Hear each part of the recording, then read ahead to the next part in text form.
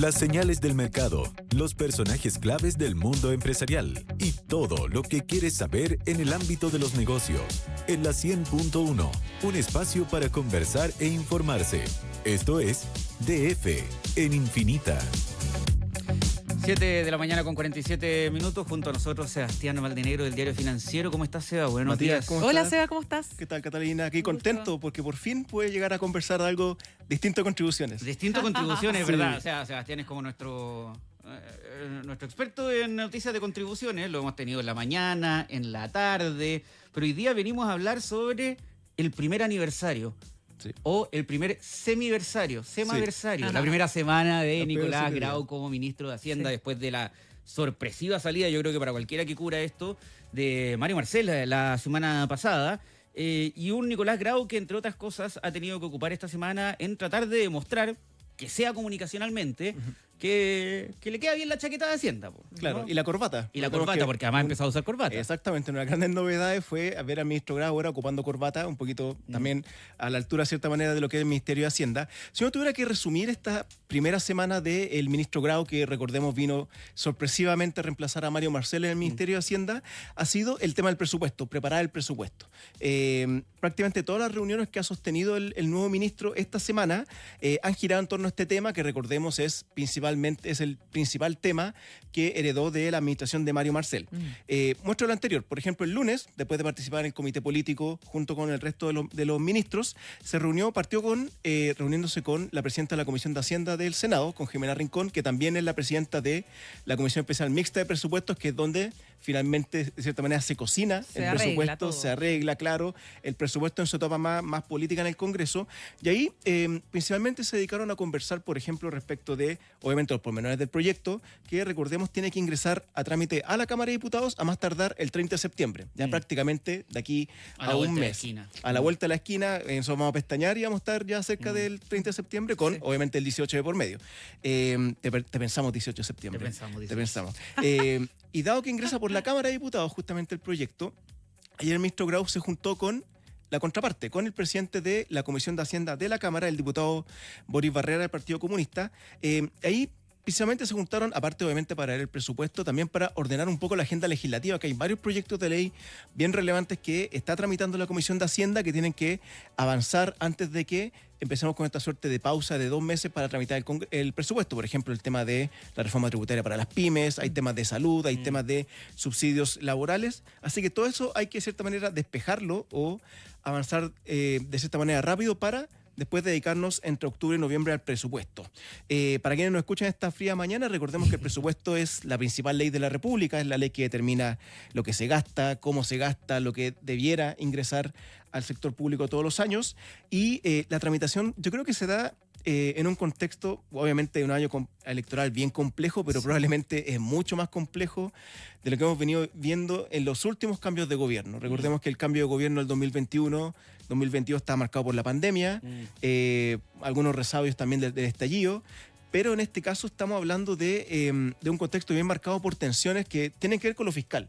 O sea, la campaña electoral se ha tomado el tema presupuestario, el tema de los recortes, el tema de los errores de las proyecciones que han habido en el último tiempo. La poda fiscal, que le llaman desde el punto de vista electoral. Claro, algunos que hablan de motosierra, otros de Sí. tijera para Tijera podar. de Sí, podar, Evelyn Matei. sí, hay hartos artículos hay hartas herramientas que se han ocupado para, metafóricamente, para hablar del tema del presupuesto, pero se marca en un contexto electoral súper complejo. Algunos temas que probablemente van a marcar este debate. Cada vez que hay un cambio de administración, uno oye este concepto de la glosa republicana. Estos conceptos de estos fondos de libre disposición que la administración que sale le hereda de cierta manera a la administración entrante. Es como un signing bonus. Claro, exactamente. Como uno por firmar, usted, presidente Sí. de la República, presidenta de la República, esto es lo que tiene para gastar con Para ordenar. cierta flexibilidad, claro, en el primer año. El 2022, obviamente también marcado en un contexto de pandemia muy extraordinario, esa plata totalizó cerca de $800 millones. Probablemente en el presupuesto que vamos a conocer de aquí en un mes más, sea una cifra similar o con algunos reajustes, pero difícilmente vamos a ver una cifra más bajo que esa. Sí. ¿Ya? Obviamente porque este es un debate político, tiene que pasar por el Congreso el presupuesto y difícil que te aprueben un presupuesto con plata, con menos flexibilidad para el próximo gobierno. Y como les comentaba al principio, está el tema de la campaña, está el tema del chavo préstamo al Estado, este debate bien álgido que se ha dado en los últimos días, a propósito de la propuesta de José Antonio Kast para... Fontaine. Y Bernardo Fontaine para eliminar este préstamo del Estado en la reforma previsional, porque recordemos que el presupuesto también tiene que considerar platas para implementar la reforma previsional, así que cualquier fuente de ingreso, sea a través del Estado, sea a través de recaudación Claro, que se de corte. la persona que se corte, y esto te obliga a hacer un movimiento ahí de cintura para ver cómo financias esa partida. Ese es un tema bien importante y obviamente todo el tema de los recortes, suerte como de ofertones electorales que hemos tenido, si son 8.000 millones de dólares como plantea Billy Matei, o son 6.000 millones de dólares como ha planteado José Antonio Kast, evidentemente eso también pone presión, eso también va a ser un gran tema de discusión en este presupuesto que empieza a tramitarse en un par de semanas más. Sí, comunicacionalmente va a ser interesante, creo que el día de hoy, o cuando decida hacerlo, la respuesta que dé Nicolás Grau a la advertencia que hace el Consejo Fiscal Autónomo el día de ayer. Exactamente. Nuevamente asegurando que no se va a cumplir la meta fiscal como vamos por lo menos durante este año 2025, 2 años además lejos de esa meta fiscal y por errores de proyección. Sería algo bien fatal para la reputación de la actual administración del Ministerio de Hacienda, de la directora de presupuestos. Entonces va a ser interesante, yo creo, incluso más allá de las medidas que tome, que me imagino que tendría que tomar, cómo responde Nicolás Grau a esto. Claro, de hecho, si uno piensa en todo lo que le he comentado previamente, o sea, la guinda de la torta es el informe del CFA, que, ojo, es el primer informe que se publica con la nueva presidenta, con Pablo Benavides, una economista cercana de cierta manera al oficialismo, que fue designada en el cargo hace un par de semanas atrás. Y ahí lo que nos dice el CFA son dos cosas principalmente. El primero es que, como tú decías, Matías, lograr la meta de reducción de gasto que tiene Hacienda para este año, que son algo así como 1.500, 2.000 millones de dólares, hacerlo solamente o basándose mucho en medidas legislativas es bien difícil. Pasar por el Congreso para aprobar proyectos de ley que impliquen reducir gastos o aumentar ingresos en un año electoral, la verdad que el CFA es bien sincera en ese sentido de que la verdad es algo bien complicado y de hecho le pide a Hacienda, le pide al ministro Grau y a la directora Martínez que de esta manera considere un plan solamente con recortes administrativos, ya solamente con recortes que entre comillas se pueden hacer a través de gestión. Claro, igual se han hecho eso. Se han hecho, Eso pero... como instructivos de Exactamente. los viajes no se pueden hacer en Los business viáticos. si son menos de 8 horas, claro. Como- Por ejemplo, el tema de las cuentas públicas, que sean lo más austeras posible. Igual como las oficinas. Claro. Bueno, hace mucho Ahorre tiempo, papel. claro. Bueno, hace mucho tiempo que uno va de repente a actividades en el sector público, ya no hay café, ya Sí, hay pues, agua, ya hay, no hay galletitas. no hay Insólito. catering que había, sí. No, está Ahora, bien, está muy bien. esos son esfuerzos obviamente que son encomiables, que son positivos, pero en términos de montos, o sea, no alcanza para... lo mismo con el tema, por ejemplo, de los asesores, rebajar sueldos de altos asesores, la verdad, son montos pequeños considerando la dimensión del problema fiscal que tenemos. Lo que dice ahí también hay que también considerar siempre que el 80-90% del gasto público está determinado por una ley, es fijo. Así que eso también alimenta esta tiene, discusión. y tiene un marco, que eso es bien importante, Sebastián, señalarlo. O sea, el presupuesto no se hace como, oye, hagamos este programa y lo financiamos con esto. Claro. Se hace una proyección del precio del cobre, se hace una proyección del PIB, o sea, hay como estamentos que son súper importantes seguir. Lo que yo, lo que más me llama la atención de este documento del CFA, que es súper reiterativo, es el error en las proyecciones Exactamente. de ingresos. Sí, de hecho son O sea, errores de proyecciones que... Y que no se corrigen a tiempo, Sí. porque por supuesto uno se puede equivocar con las proyecciones, hay un montón de cines negros y elementos, pero que Claro. no se corrijan a tiempo. Sí, de hecho, si uno quisiera hacer justo también con lo que ha venido haciendo la DIPRE y Hacienda, en el último IFP, este informe grande que es como el IPOM del Banco Central, pero el que hace el Ministerio de Hacienda, ya empezaron a tomar medidas para ver de qué manera corregir o que las estimaciones tengan cierto nivel, que la volatilidad entre las proyecciones y lo real sea mucho más bajo. Ese esfuerzo ya se está haciendo, se dio a conocer en el último IFP una asesoría del Fondo Monetario Internacional para tratar de corregir eso, pero eso es una noticia en desarrollo de cierta manera y es también un poquito lo que constata el CFA. Esto se está haciendo, pero todavía queda 6 meses de ejecución presupuestaria.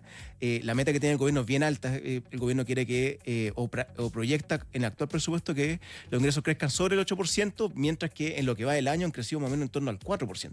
¿Ya? O sea, estamos hablando de un segundo semestre que se viene cuesta arriba para el sector público, en términos de cierta manera va a tener que apretar un poco el cinturón, va a gastar menos en un año electoral, también recaudar recursos de manera más importante para llegar a la meta, y eso también el CFA lo mira con mucha atención, porque lo que advierte aquí es que no solamente el problema es de 2024, de 2025, sino que también hay un tema de arrastre, porque si tú te Totalmente. equivocas en un presupuesto o en 2 presupuestos, evidentemente eso empieza también a pesar para el presupuesto del año siguiente.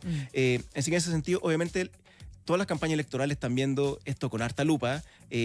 Nunca te van a decir, pero evidentemente todos ya están pensando quiénes van a ser los directores o directores de presupuesto, ministros de Hacienda. Así que eso lo van a mirar con mucha lupa. Y la verdad, el escenario para el segundo semestre, por el lado de cumplir las metas, se viene bien complicado. También, ojo, como decías tú bien, Catalina, hoy día también probablemente cerca del mediodía se conozca los resultados de estos comités de expertos que convoca el Ministerio de Hacienda todos los años, que calculan cuál va a ser el PIB tendencial o el PIB de largo plazo, de cierta manera, con el precio del cobre de largo plazo. Es tan magro. Y vamos a tener las cifras de desempleo en un momento más. En un momento más, sí. Y las cifras de sectores económicos del mes de julio. Sí. O sea, vamos a tener... Es un lollapalooza económico para nosotros este día viernes. Que Matías me dice lo mismo, me molesta. Digo que esto es Lollapalooza. Sí, esto es súper lunes, ¿no? Hablemos de Lollapalooza. No, me encanta. Sí. Y a propósito de line-up, ¿Ya?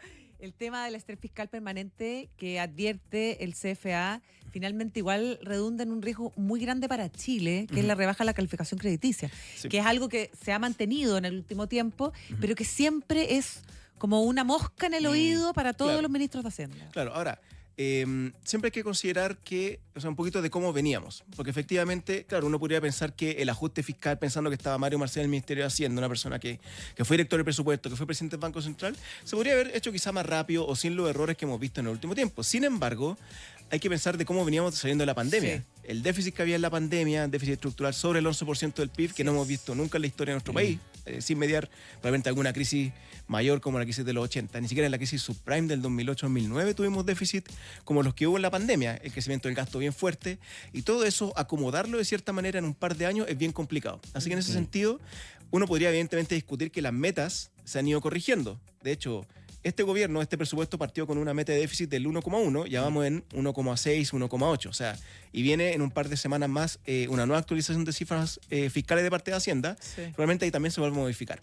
Pero si uno toma en consideración de cómo veníamos, evidentemente hay un esfuerzo ahí. Se puede avanzar más rápido, se puede llegar al balance, eso yo creo que es más complicado, eso es un poquito también la discusión que se viene en el presupuesto que iba a ingresar en un par de semanas más. Pero hay harto ahí para discutir, viene un presupuesto bien oreja, y hay que considerar también si Grau también hace carne la promesa que ha hecho de que va a haber un foco importante en la creación de empleo, que fue uno de los mensajes que le entregó el presidente Boric cuando asumió, que hay que preocuparse de la cantidad y la calidad del empleo. Exacto.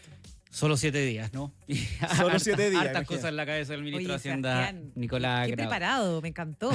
No, sí es bueno, Sebastián. Súper. Sebastián Gracias. Valdenegro, su editor de economía del diario Financiero, gracias por habernos acompañado, pues que tengas buen viernes. Que te vaya muy bien, Chao. Sebastián, gracias.